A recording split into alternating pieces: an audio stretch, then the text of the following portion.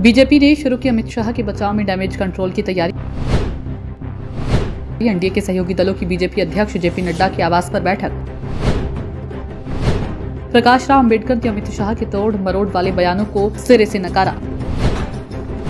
अमित शाह के बचाव में यूपी के सीएम योगी आदित्यनाथ की एंट्री।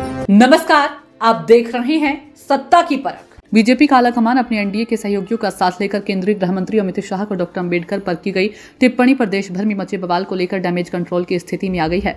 डैमेज कंट्रोल करने के लिए प्रधानमंत्री नरेंद्र मोदी ने कमान संभाल ली है, तो वहीं अमित शाह के बचाव में यूपी के मुख्यमंत्री योगी आदित्यनाथ की एंट्री हो गई है। उन्होंने कांग्रेस पर अंबेडकर के अपमान का आरोप लगाते हुए कहा कि कांग्रेस और नेहरू ने बाबा साहेब के चुनाव को हरवाया, वो नहीं चाहते थे कि बाबा साहेब संसद में जाएं।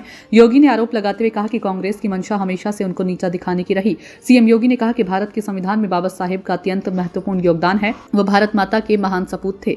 विपरीत परिस्थितियों में उच्च शिक्षा अर्जित की और फिर इसके माध्यम से भारत को अपने ज्ञान से आलोकित किया। भारत के संविधान शिल्पी के रूप में हर भारतवासी उनके लिए श्रद्धा भाव रखता है। केंद्रीय गृह मंत्री अमित शाह के बयान को लेकर विपक्ष लगातार हमलावर है। कांग्रेस का आरोप है कि अमित शाह ने बाबा साहिब का अपमान किया। इसके जवाब में गृह मंत्री कह चुके हैं कि वह सपने में भी ऐसा नहीं कर सकती हैं और कांग्रेस ने उनके बयान को तोड़ मरोड़ कर सोशल मीडिया पर शेयर किया। इस बीच बाबा साहिब के पोते प्रकाश राव अंबेडकर ने इस मुद्दे पर अपनी प्रतिक्रिया देते हुए कहा कि जो सोशल मीडिया पर अमित शाह का बयान है उसमें कहीं भी तोड़ मरोड़ की बात मुझे दिखाई नहीं दी। वो सीधा कहते हैं अंबेडकर अंबेडकर अंबेडकर क्यों कर रहे हो? आप अगर भगवान भगवान कहेंगे तो 7 पीढ़ियां आपके स्वर्ग में जाएंगी, तो इसमें मेरे ख्याल से कोई तोड़ मरोड़ की बात नहीं है। प्रकाश राव अंबेडकर ने कहा कि अगर अमित शाह कह रहे हैं कि उनका बयान तोड़ मरोड़ कर पेश किया जा रहा है तो उनका असली बयान क्या है वो सामने लाएं, ताकि लोग मिलान कर सके कि जो बयान सोशल मीडिया पर है और जो वो लोगों के सामने ले आना चाहते हैं, दोनों में क्या अंतर है, ये लोगों के सामने आया जाएगा। बीजेपी सूत्रों के हवाले से बताया गया है कि सहयोगी दलों के बीच समन्वय को मजबूत करने के लिए बैठक आयोजित की गई है। बैठक में सहयोगी दलों को महत्वपूर्ण राजनीतिक मुद्दों पर एकमत होना चाहिए।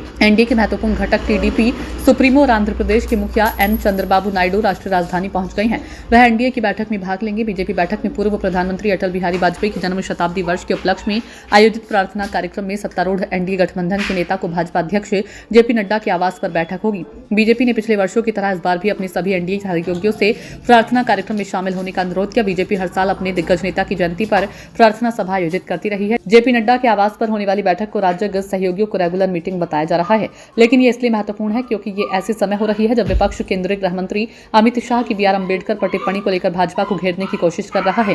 एनडीए के सूत्रों ने कहा कि बीजेपी कई अन्य मुद्दों पर भी चर्चा कर सकती है। इसमें 2 महत्वपूर्ण मसौदा विधेयकों, वक्फ संशोधन विधेयक और एक राष्ट्र एक चुनाव के लिए संविधान संशोधन विधेयक पर भविष्य की कार्रवाई शामिल है। पिछले दिनों संसद परिसर में बीजेपी सांसदों के धक्का मुक्की के बाद जो वीडियो शेयर हो रही हैं, उससे भी बीजेपी बैकफुट पर आ गई है। उधर बसपा सुप्रीमो व पूर्व मुख्यमंत्री मायावती ने गृह मंत्री अमित शाह के बाबा साहेब भीमराव अंबेडकर को लेकर दिए गए बयान पर जमकर हमला बोला। मायावती ने कहा कि उनके बयान से बाबा साहेब की गरिमा और अस्तित्व को ठेस पहुंची है। मायावती ने कांग्रेस पार्टी को भी आड़े हाथों लिया। उन्होंने कहा कि कांग्रेस पार्टी ने अगर संविधान में अमल किया होता तो आज उसे अपना रंग ढंग और चाल नहीं बदलनी पड़ती। इतना ही नहीं, मायावती ने कांग्रेस पर बाबा साहेब का नाम और संविधान निर्माण में उनके अहम योगदान को इतिहास के पन्नों से मिटाने की कोशिश करने का आरोप भी लगाया।